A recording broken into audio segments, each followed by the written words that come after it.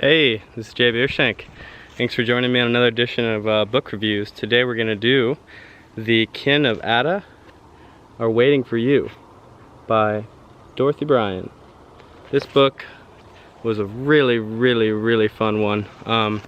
It's a little, it's a playful one. It's a cool story. And what I liked most about it was that it came from the perspective of just such a relatable, ordinary guy.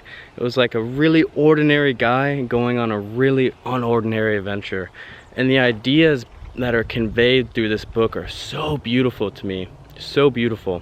This guy, he is basically has a near-death experience. And the whole book, you don't know if he's hallucinating, what's going on, but either way he gets like transported to this other world or this other kind of reality where there's basically no rules, there's no right and wrong, and there's no reproach for doing anything quote-unquote bad, but everyone is living in peace, complete harmony, complete whatever, yeah, harmony might be the synchronized living. Everything works, everybody's happy, they're thriving. And it's primitive. There's no technology. They're farming, and they're just living in a beautiful village, and just like all the people, they have rituals and ceremonies, and the ceremonies are really cool. And this guy coming from our world where right and wrong is always like right in our face, and the reproach that you receive from society when you do something wrong is so strong, right? And what the most interesting part for me reading this book was there's one part where he does something that in society would completely frown upon him on, and he kind of takes advantage of this community he's in. He's like, well, if no one's going to yell at me, no one's going to get mad, then I might as well do it. And it almost puts him in like a place of like Dostoevsky's Crime and Punishment, where no one else is punishing him, but he starts to punish himself. He's like, why did I do that? And the fact that no one is reproaching him makes him feel worse about it. So I think a really good part of this book is it rattles what's right and wrong, your perception of that. It rattles why we think what's right's right, why we think what's wrong's wrong.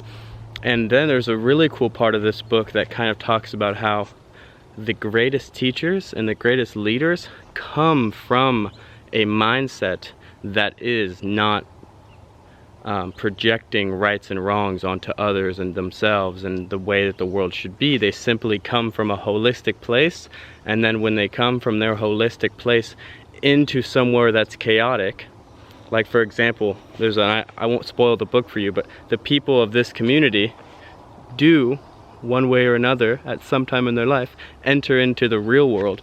And the idea behind that integration idea is so cool, and it was so resonant with me, and it really makes you it empowers you. It's one of those books where you want to go out and experience the world and talk to people, like The Celestine Prophecy or The Bringers of the Dawn. Those are both amazing books that I'll do a review on. But books like this and books like that, they make you just want to go and talk to people and experience life and be a beacon of divinity and brightness and harmony, to then go out and try to calibrate other people to a higher frequency and all those kind of things. It's a little bit esoteric, but either way, I would totally recommend this book because it's a quick read. The perspective of the guy is really interesting, and the dynamics of the society that he's in are so cool. People always say primitive society like it's a big thing, like they were,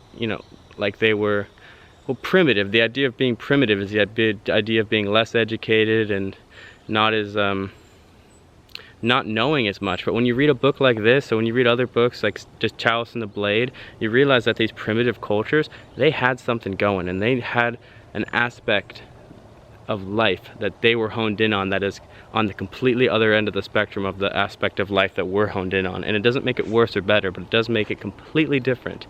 And it's fun to read about that because it makes you wonder how you should live your life. It really does.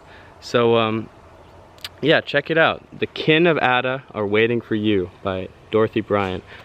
This book, I read this book in like 2 days. It's just a super fun book. Yeah, I would definitely check it out. Peace, guys. Thanks for watching. Have a good one.